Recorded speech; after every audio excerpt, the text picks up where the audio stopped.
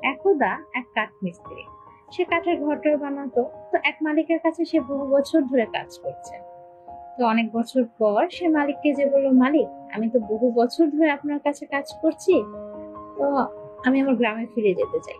সেখানে গিয়ে আমি আমার জন্য একটি ঘর বানাবো, আর ছোটখাটো কোনো কাজ করে দিন শেষে এসে সেখানে বিশ্রাম করবো।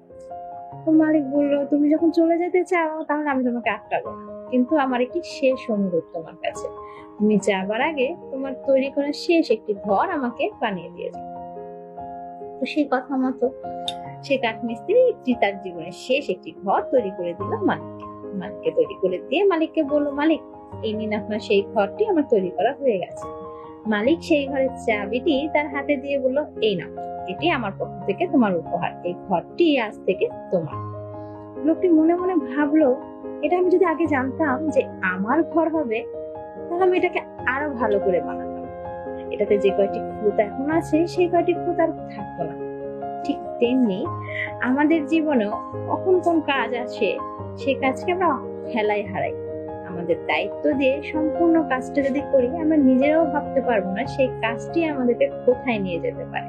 তাই আমাদের উচিত, আমরা যখন যে কাজ করব বা আমাদের সামনে যে কাজটি আসবে, যে দায়িত্ব আমাদের উপর পড়বে, সেই দায়িত্বটি শতভাগ সততার সাথে করা।